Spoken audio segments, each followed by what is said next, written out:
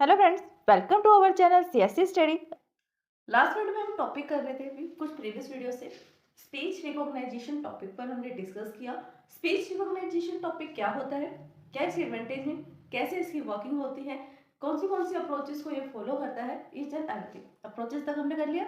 फिर नेक्स्ट क्या आता है, नेक्स्ट ये आता है कि एडवांटेजेस क्या है स्पीच रिकॉग्नाइजेशन की, कि अगर हम किसी भी सॉफ्टवेयर में या किसी भी सिस्टम में स्पीच रिकॉग्नाइजेशन सिस्टम का यूज करेंगे तो हमें कौन से एडवांटेजेस मिलेंगे।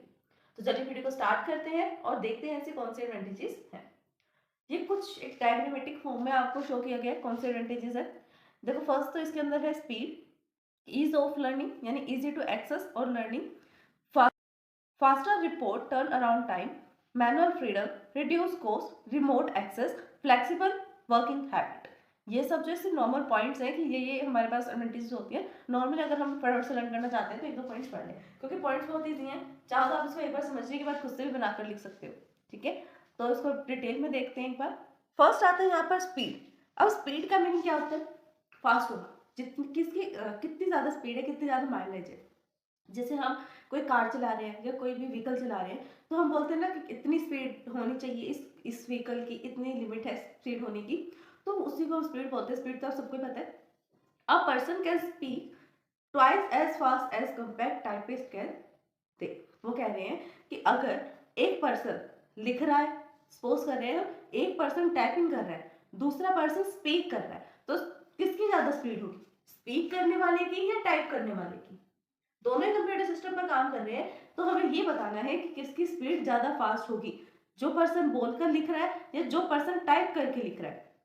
और वैसे टाइप करने वाले को पहले ढूंढना पड़ेगा कौन सा अल्फाबेट कहाँ है, एंटर प्रेस करना, स्पेस बार प्रेस करना, कितना पैराग्राफ है वो भी देखना। बट जो हमारे बोलने की स्पीड होती है, अगर उसको अपने लिखने की स्पीड से कंपेयर करें तो as compare to the speak, हम राइट जो है या फिर टाइप करना, उसकी स्पीड कम कर रखेंगे, कम ही होती है सबकी। स्पीक हम जल्दी जल्दी कर लेते हैं क्योंकि हम बोल रहे हैं, हमें बोलने के लिए सोचना नहीं पड़ता उसकी स्पेलिंग क्या है, स्पेलिंग ठीक है या नहीं है, कितने वर्ड है, कितनी स्पीड पे हमें बोलना है। हम वन वर्ड, एक सिंगल सिंगल अल्फाबेट को तो नहीं बोलते, पूरा वर्ड बोलते हैं। अगर हमें बोलना है कंप्यूटर तो हम कंप्यूटर बोलेंगे, COMPUTER नहीं बोलेंगे। ठीक है, बट अगर हमें लिखना है तब हम कंप्यूटर नहीं लिखेंगे, डायरेक्ट COMPT इस तरह से लिखेंगे, PUTER। ठीक है, तो हम जितनी जल्दी लिखते हैं उससे डबल स्पीड में हम बोल सकते हैं। इसलिए हम जो है स्पीड, इसका एक फीचर है जिसके कारण से हम स्पीच रिकॉग्नाइजेशन को यूज करते हैं, क्योंकि स्पीड होता है। Therefore, a major advantage of speech recognition is high speed। इसीलिए स्पीच रिकॉग्नाइजेशन जो सॉफ्टवेयर हैं, सिस्टम हैं, उनका सबसे मेजर एडवांटेज क्या है? उनकी हाई स्पीड, जल्दी से वर्क करना। ease ऑफ एक्सेस, इसको एक्सेस करना इजी है, इसका यूज करना इजी है।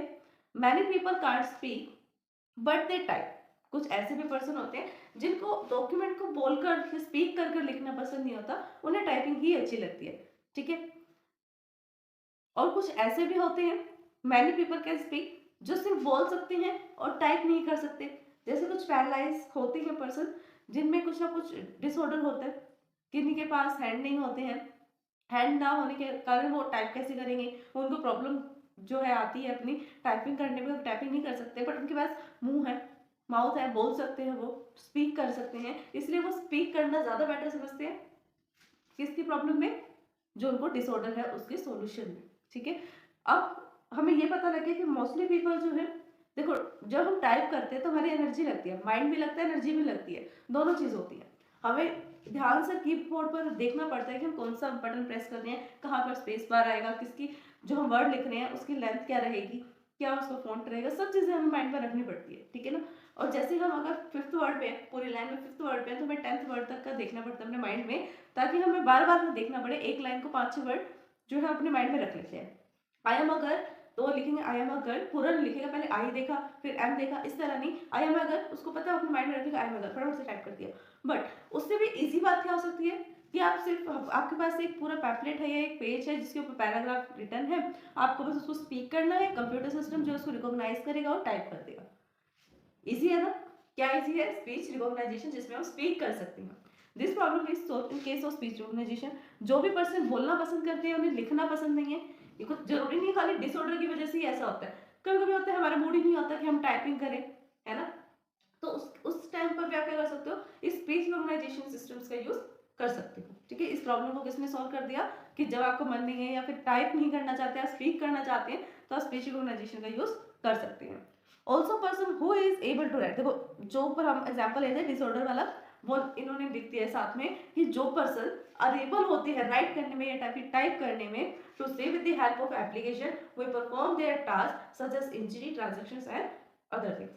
अगर वो फिर भी कंप्यूटर सिस्टम पर कोई भी टास्क परफॉर्म करना चाहते हैं तो स्पीच रिकॉग्नाइजेशन का वे यूज कर सकते हैं, ताकि उनको इतना फील हो कि वो अगर डिसऑर्डर्ड है, अनेबल है कुछ टाइप करने की या राइट करने की, तो वो अपना काम कर ही नहीं पाए। ऐसा नहीं है, वो स्पीच रिकॉग्नाइजेशन सिस्टम का यूज करके टाइपिंग कर सकते हैं, मेल सेंड करनी है मेल सेंड कर सकते हैं, कुछ भी ट्रांजेक्शन भी कर सकते हैं। Faster report turn around time, इसका जो रिपोर्ट वही वापस स्पीड आ जाती है। फास्टर रिपोर्ट कैसे है, टर्न अराउंड टाइम मीन्स किसी भी पर्टिकुलर टास्क को परफॉर्म करने में ऑलमोस्ट कितना टाइम ले लेता है ये सॉफ्टवेयर, ये सिस्टम, उसके बारे में यहाँ बताया गया है। In the business world time is money. अगर हम बिजनेस के अकॉर्डिंग देखेंगे, किसी भी अकॉर्डिंग देखें, जरूरी नहीं बिजनेस, किसी के अकॉर्डिंग में देखें, तो जो पूरे वर्ल्ड में टाइम क्या है, मनी है। ठीक है ना, टाइम क्या होता है, मनी, समय ही धन है। As speech recognition software improve the turnaround time when it come to the report and transaction। जब कभी भी टाइपिंग की बारी आती है या रिपोर्ट्स आती हैं या ट्रांजैक्शंस की बारी आती है, ट्रांसक्रिप्शंस, वहां पर अगर हम इन सॉफ्टवेयर का यूज करते हैं, किनका, स्पीच रिकॉग्नाइजेशन का, तो टर्न अराउंड टाइम जो लग रहा है किसी भी सिस्टम को इम्प्रूव करने में या किसी भी काम को टास्क को करने में, वो कम हो जाएगा, टर्न अराउंड टाइम जो है वो फास्ट हो जाएगा। Rather than the waiting 12 to 24 hours, बजाय कि अगर हम 12 से 24 घंटे तक वेट करें उस ट्रेडिशनल ट्रांजेक्शन्स के अकॉर्डिंग, इसलिए हम क्या कर सकते हैं, इससे अल्टरनेट मेथड यूज कर सकते हैं, speech recognisation. Using speech recognisation software we have the report completed in the minutes in many users. अगर हम स्पीच रिकॉग्नाइजेशन का यूज करेंगे तो हम कुछ ही मिनट में मैनी ऑफ द यूजर्स का जो रिपोर्ट है वो तैयार कर सकते हैं। नेक्स्ट टॉपिक आता है मैनुअल फ्रीडम। मैनुअली फ्रीडम कैसे है, communication with the computer bye typing. Manual free है हम, मैनुअल में हमें क्या करना पड़ता है, टाइपिंग करनी पड़ती है खुद से, ह्यूमन को या फिर उस यूजर को जो सिस्टम को यूज कर रहा है। बट जब हम चाहते हैं कि हम डायरेक्टली कम्युनिकेट कर पाए, एक यूजर डायरेक्टली कम्युनिकेट कर पाए सिस्टम के साथ सिर्फ बोलकर, उस टाइम पर वो टाइपिंग का यूज नहीं करेगा, वो नहीं चाहता मैं टाइपिंग करूं, वो स्पीक करना चाहता है तो डायरेक्टली वो स्पीक कर सकता है as your hand. But there are the many situations in which the computer might be useful to the peoples whose hands were other occupied as pilots of the military aircraft। ये कहते हैं कि जरूरी नहीं है सिर्फ पर्सन तभी speech recognisation software का यूज करेगा जब या तो वो अनेबल हो राइट करने के, यानी किसी न किसी डिसऑर्डर से वो पीड़ित है, या फिर उसका मन नहीं है करने का, वो टाइप नहीं करना चाहता, बोलना चाहता है। तीसरा क्या ऑप्शन हो सकता है कि वो अनेबल है, मीन्स वो कर नहीं पा रहा, अगर वो करना चाहे तब भी वो नहीं सिस्टम के साथ टाइप करके इंटरेक्ट कर सकता है, क्योंकि उसकी जो हैंड है वो ऑक्यूपाई है, किसी न किसी और काम में लगे हुए हैं। एग्जाम्पल दिया है इसने मिलिट्री एयरक्राफ्ट का। मिलिट्री एयरक्राफ्ट के जो पायलट्स होते हैं उनका ध्यान पूरा फोकस कहाँ रहता है, ऑब्वियसली अपने हैंडल पार्ट पर रहता है, जहां से वो उस प्लेन को, उस एयरक्राफ्ट को कंट्रोल कर रहे हैं। तो उस टाइम पर अगर वो टाइपिंग में ध्यान लगाएंगे तो क्रैश होने का जो है खतरा रह सकता है उस एयरक्राफ्ट का। इसी कारण से स्पीच रिकॉग्निशन सॉफ्टवेयर यूज किया जाता है कि वो सिर्फ एक बटन दबाए और बोलना स्टार्ट कर दे, जिससे वो सिस्टम के साथ कम्युनिकेट कर सकता है। फ्लेक्सिबल वर्किंग हैबिट, फ्लेक्सिबल है, हमें पूरा पूरा दिन बैठ कर टाइपिंग नहीं करनी पड़ती, सिर्फ जब हम चाहेंगे एक की प्रेस करेंगे या स्पीच रिकॉग्निशन सॉफ्टवेयर का यूज करेंगे और बोलना स्टार्ट कर देंगे, टाइपिंग होता रहेगा। Speech recognisation offers you to familiar working environment, या आपको एक फैमिलियर वर्किंग एनवायरनमेंट देता है। इट अनेबल द डिक्टेशन, क्या क्या अनेबल कर देता है ये, dictation, recognisation, correction at any location within the LAN वैन across the over network environment. ठीक है। रिमोट एक्सेस, रिमोट एक्सेस कैसे होता है, many computers are set up so that they can be access remotely by the telephone. कुछ ऐसे भी computers होते हैं जो अलग अलग एरियाज में है, अलग अलग कंट्रीज में है, बट हम उस कंप्यूटर सिस्टम के साथ कनेक्ट करना चाहते हैं, तब हम टेलीफोनिक सिस्टम का यूज करेंगे जो वायर से कनेक्टेड होते हैं। If the remote database include speech recognition capability, you could retrieve the information issuing the verbal command as a telephone।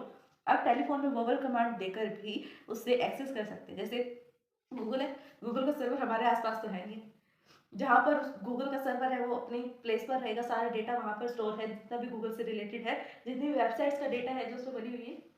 तो अब जहाँ पर सर्वर है हम वहाँ से तो डेटा रिट्राइव करते हैं, हम तो सिर्फ फ़ोन ओपन करेंगे, लैपटॉप, कंप्यूटर सिस्टम कुछ भी ओपन करेंगे, क्वेरी डालेंगे। क्वेरी डालने के बाद जो बाद की प्रोसेसिंग होती है वो क्या होती है, क्वेरी जो है सर्वर पर जाएगी, सर्वर से जाकर डेटा फेच करेगी और हमें शो करेगी। तो ये सब काम कैसे हो रहा है, रिमोटली एक्सेस से हो रहा है, हमारे साथ नहीं रखा हुआ, हमारे आसपास नहीं है वो सर्वर, कहीं और है, बहुत अलग कंट्री में, दूर कंट्री में, फिर भी हम उसको एक्सेस कर पा रहे हैं। यही रीजन है इसका कि रिमोट एक्सेस हम कर सकते हैं। नेक्स्ट आता है रिड्यूस्ड कॉस्ट। रिड्यूस्ड कॉस्ट कैसे होती है, कम कॉस्ट होती है, ठीक है, क्योंकि बहुत सारे ऐसे अब सिस्टम्स बनने लगे हैं, कंप्यूटर सिस्टम्स हैं और लैपटॉप्स हैं, टैब हैं, मोबाइल फ़ोन में तो होता ही है कि ये बिल्ट इन सॉफ्टवेयर होते हैं, इनका हम बिल्ट इन यूज़ कर सकते हैं, ठीक है। तो ये था हमारा आज का टॉपिक। अगर इस वीडियो को समझने में आपको कोई भी डाउट आता है तो आप हमें कमेंट कर सकते हैं। वीडियो को लाइक, शेयर, सब्सक्राइब करना, कमेंट करना ना भूलें। Thanks for watching my video.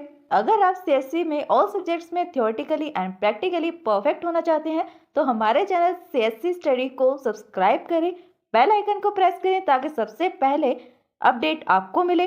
Videos को लाइक, शेयर, सब्सक्राइब करना, कमेंट करना ना भूलें।